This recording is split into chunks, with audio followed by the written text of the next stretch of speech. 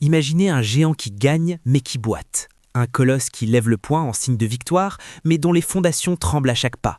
C'est exactement ce que vous avez vu vendredi soir à l'Abbé des Champs. Le PSG a gagné 1-0, oui, mais ce résultat, mes amis, c'est l'arbre qui cache une forêt entière de doutes. Et si je vous disais que cette victoire pourrait être le pire des pièges avant Newcastle?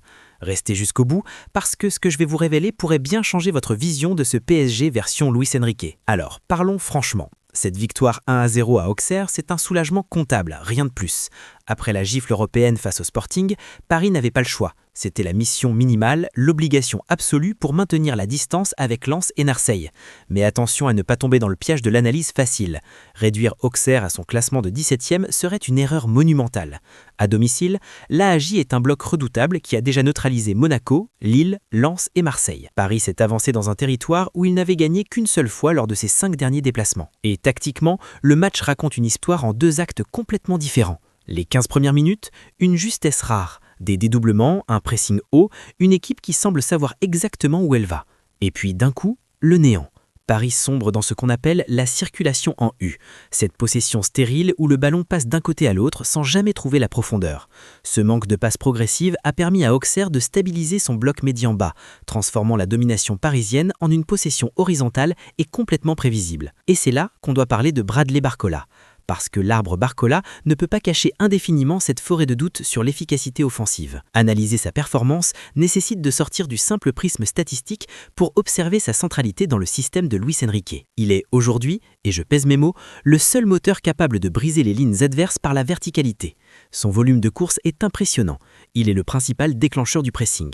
Son activité incessante oblige le bloc adverse à reculer, créant des espaces dans les half space pour ses partenaires. Son intelligence de placement, cette capacité à se situé systématiquement sur l'épaule du dernier défenseur, offre une solution constante de profondeur. Mais voilà le paradoxe. Sa lucidité devant le but, elle, est catastrophique. Ses échecs répétés face au gardien sont le point de friction majeur de ce match.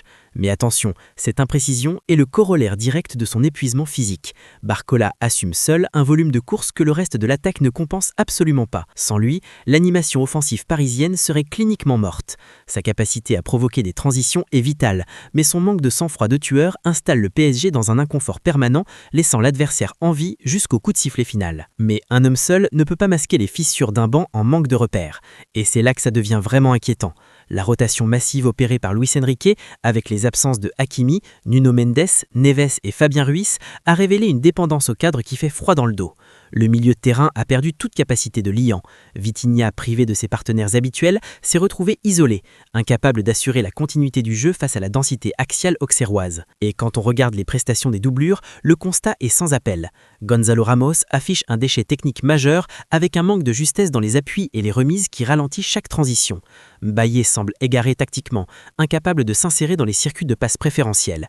Mayolu n'a quasiment aucune influence sur le bloc adverse avec trop peu de prise de risque créative. Et Désiré Doué, une faillite émotionnelle. Son entrée est marquée par une occasion nette ratée face au but vide, un manque de lucidité tout simplement impardonnable à ce niveau. Et puis arrive le tournant du match, l'entrée d'Ousmane Dembélé. Son simple profil modifie l'équation psychologique. Auxerre, qui commençait à presser plus haut, recule instantanément par crainte de son accélération. Et le but, décortiquons-le ensemble. Tout commence par une récupération active. Dembélé initie l'action par un pressing défensif sur un corner adverse, harcelant le porteur pour forcer une sortie de balle propre. Ensuite, la maîtrise technique. Son contrôle de poitrine dans le rond central sous pression, c'est le geste clé qui stabilise la transition. Et enfin, la vision de jeu. En décrochant comme un faux playmaker, il aspire le milieu auxerrois. Ce mouvement libère l'espace pour Barcola que Dembélé sert avec un timing parfait dans la profondeur. Le repositionnement de Barcola en pointe, soutenu par un Dembélé libre entre les lignes, a complètement désorganisé un bloc iconois épuisé. C'est cette capacité à transformer une possession stérile en dangerosité verticale qui a sauvé Paris. Mais cette base offensive fragile peut-elle vraiment résister au crash test européen? Parce qu'il y a quand même des points de satisfaction. Malgré les doutes offensifs, le clean sheet valide une certaine rigueur défensive portée par des individualités en progression. Zabarni confirme son adaptation. Si son intégration a été lente, sa performance rappelle son match énorme contre Barcelone. Il commence à maîtriser les exigences de placement haut de Luis Enrique. Warren Zahir-Emery, sacrifié au poste de latéral droit, a stabilisé le flanc. Moins tranchant offensivement qu'Hakimi, il a apporté une discipline de fer qui a empêché les transitions adverses. Et Lucas Hernandez, son agressivité sur le porteur et ses montées rageuses ont été en première période l'unique source de progression du ballon. Mais maintenant, parlons de ce qui nous attend. Newcastle. Et c'est là que ça devient compliqué. Le choc face aux Magpies sera le miroir punitif d'Auxerre. Ce qui passe en Ligue 1 grâce à la supériorité individuelle se transformera en orage collectif en Ligue des Champions si l'intensité n'est pas réévaluée. Le PSG entre dans une phase d'inquiétude structurelle où il semble jouer avec un frein à main invisible. Et je vais vous donner 3 impératifs absolus pour ce match. Premier impératif, interdiction de la gestion à 70%. Le retour de la colonne vertébrale avec Hakimi, Neves et Fabien Ruiz est une nécessité vitale pour retrouver de la fluidité et de rythme dès les 10 premières minutes. Deuxième impératif, l'efficacité punitive. Le PSG doit tuer le match lors de ces temps forts. Le manque de réalisme payé contre le Sporting ne pardonnera pas face à l'intensité des Magpies. Troisième impératif, une exigence accrue des remplaçants.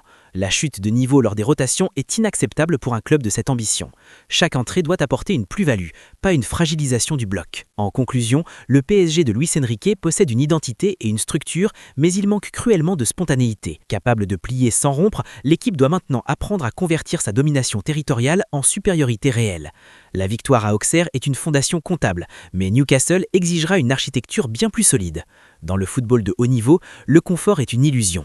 Seule la justesse survit. Dites-moi en commentaire ce que vous pensez de ce PSG. Est-ce qu'il peut vraiment aller chercher quelque chose face à Newcastle? Et si cette analyse vous a plu, vous savez ce qu'il vous reste à faire. Likez, abonnez-vous et on se retrouve très vite pour la prochaine masterclass tactique.